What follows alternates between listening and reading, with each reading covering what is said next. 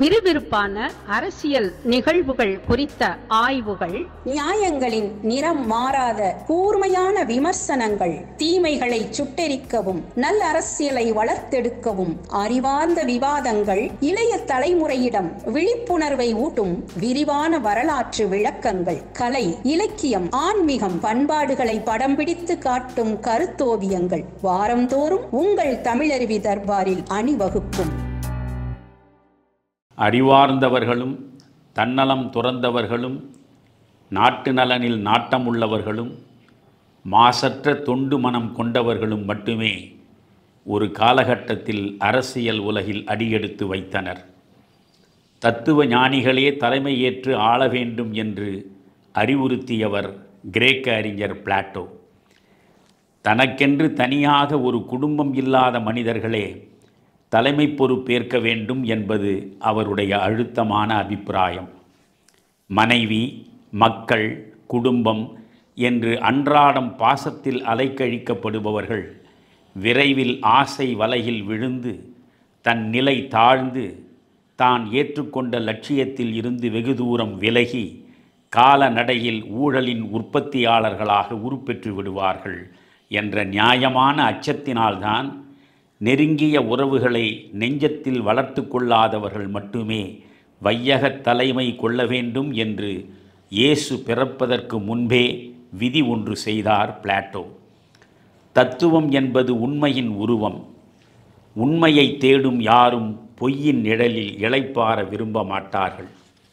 அதனால்தான் அதிகார நாற்காலியில் தத்துவ ஞானிகள் அமர வேண்டும் என்று ஆசைப்பட்டார் அந்த ஆதி சிந்தனையாளர். மக்களின் வாழ்க்கையை நிர்ணயிக்கும் வல்லமை அன்று முதல் இன்று வரை அரசியலுக்கே உண்டு.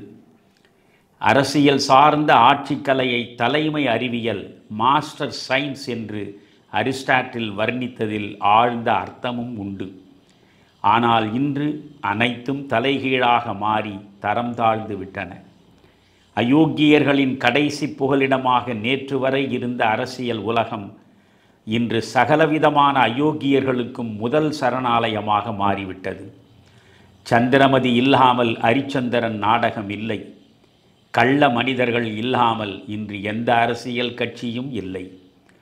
சமூகத்தில் படிந்துவிட்ட சகல அழுக்குகளையும் அகற்றுவதற்காகவே உருவாக்கப்பட்ட அரசியல் அமைப்பே இன்று எளிதில் சுத்தப்படுத்த முடியாதபடி அடர்த்தியாக அழுக்கேறி கிடக்கிறது.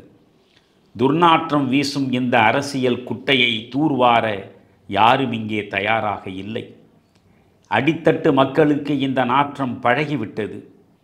மேல்தட்டு வர்க்கம் மூக்கை மூடியபடி முகத்தை திருப்பிக் கொண்டது. யார்தான் இந்த நாட்டு மக்களின் நிலை குறித்து யோசிப்பது?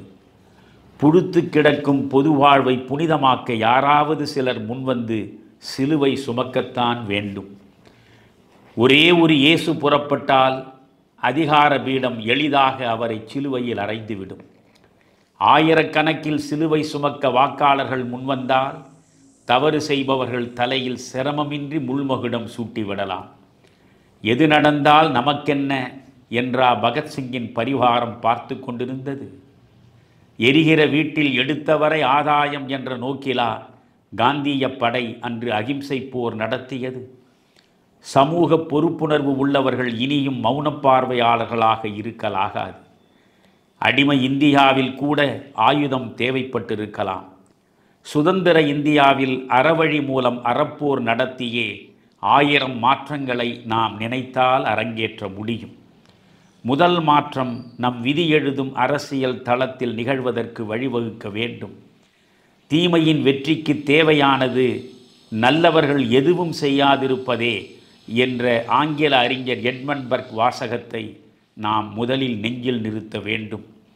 அறத்தையும் அரசியலையும் நம் முன்னோர்கள் பிரித்து பார்த்ததில்லை. அரசியல் அறம் கூறுவதுதான் திருக்குறளின் பொருட்பால். அரசியல் பிழைத்தோர்க்கு அறம் கூற்றாகும் என்கிறது சிலப்பதிகாரம்.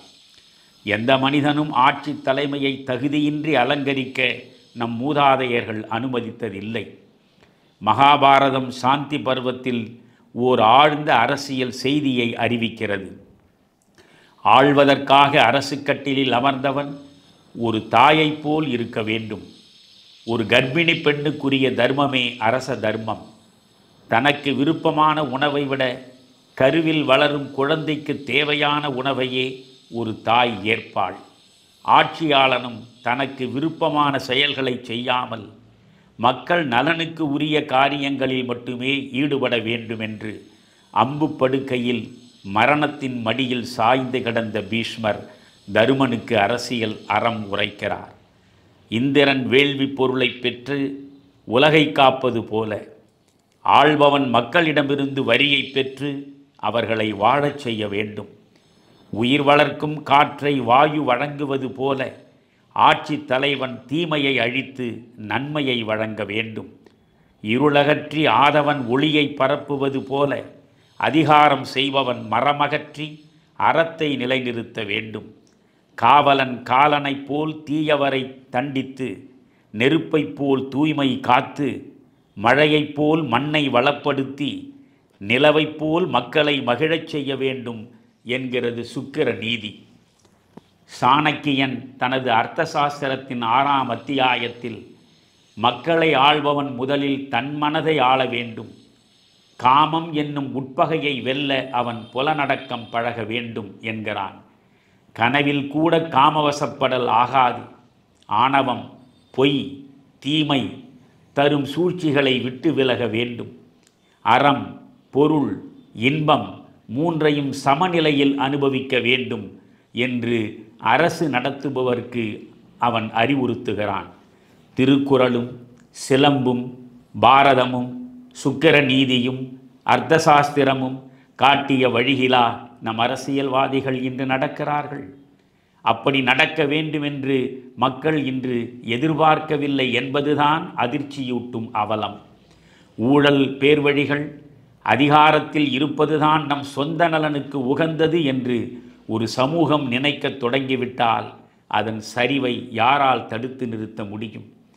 மறைந்த சட்டமேதை நானி பல்கிவாலா இந்தியாவின் இன்றைய தேவை அளவற்ற சுதந்திரம் இல்லை, அதிகமான ஒழுக்கம் என்றார். கொசுக்களின் கூடாரமாக, நோய்களின் இருப்பிடமாக, சதுப்பு நில காடுகளின் உறைவிடமாக இருந்த சிங்கப்பூரை தென்கிழக்கு ஆசியாவின் சொர்க்கமாக லீ குவான் யூ மாற்ற முடிந்ததற்கு அடித்தளம் அவர் கையாண்ட கட்டுப்படுத்தப்பட்ட சுதந்திரமும் கட்டமைக்கப்பட்ட மானுட ஒழுக்கமும் தான். நம் நாட்டில் தவறான சுதந்திரத்துக்கு எல்லை இல்லை, ஒழுங்கீனத்திற்கோ அளவே இல்லை. நாடாண்ட அரசர்கள் சுகங்களை துறந்து காடேகி அறம் வளர்த்தார்கள். சொந்த சுகங்களை மறுதளித்த அந்த பண்பு இன்று ஏன் அரசியல் உலகில் அற்றுப்போனது என்று மனம் நொந்த பல்கிவாலா, நம் நாட்டின் அரசியல் அமைப்பு சட்டம் முதல் தரமானது, ஆனால் அரசியல்வாதிகள் 3ஆம் தரமானவர்கள் என்று குறிப்பிட்டார். இந்தியாவின் சுதந்திரம் கண்விழித்து 75 ஆண்டுகள் கடந்துவிட்டன. இன்று உலகிலேயே அதிகமான ஏழைகள் உள்ள நாடு நம் இந்தியாதான். 40 கோடி மக்கள் வறுமை இருட்டில் இன்றும் வாடுகின்றனர். இவர்களில் 75% மக்கள் கிராமங்களில் வாழ்பவர்கள். நாட்டின் மொத்த மக்கள் தொகையில் 40% பேர் கல்வி வெளிச்சத்தை இன்று வரை காணாதவர்கள். உலகிலேயே குழந்தை தொழிலாளர்கள் அதிகமாக இருப்பது இந்த புண்ணிய பூமியில்தான்.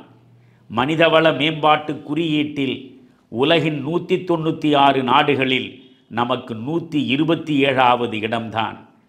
இந்த லட்சணத்தில் நாம் விரைவில் வல்லரசாகப் போவதாக நம் அதிகார வர்க்கம் வாய்ஜாலம் காட்டுகிறது. வெறும் வார்த்தைகள் வரலாறு படைப்பதில்லை. தங்கள் சொந்த சுகவாழ்வுக்காக மக்களை சுரண்டப்பட்டவர்களையே தொடர்ந்து தண்டிக்கும் நம் அரசியல்வாதிகள் எதற்காகவும் வெட்கப்படுவதில்லை. எந்த நெறிமுறைக்கு உட்பட்ட சட்டத்தையும் அரசியல் அரங்கில் நான் ஏற்பதில்லை. அரசியல் ஒரு விளையாட்டு, அதில் எல்லாவிதமான தந்திரங்களும் அங்கீகரிக்கப்படும். அரசியல் விளையாட்டில் ஈடுபடுபவர்களின் வசதிக்கு ஏற்ப சட்டங்கள் வளைக்கப்படும் என்றான் ஹிட்லர். அந்த ஹிட்லரின் வழித்தோன்றல்களுக்குத்தான் நாம் இங்கே வழிபாடு நடத்தி வருகிறோம். நேர்மையின் நிறம் மாறாமல் நெறி சார்ந்து அரசியல் நடத்த 130 கோடிக்கு மேற்பட்ட மக்களில் 543 நாடாளுமன்ற உறுப்பினர்களும் 8 கோடிக்கு மேற்பட்ட தமிழரில் 234 சட்டமன்ற உறுப்பினர்களும் நமக்கு கிடைக்கவில்லை என்றால் நாம் எங்கே சென்று கொண்டிருக்கிறோம்?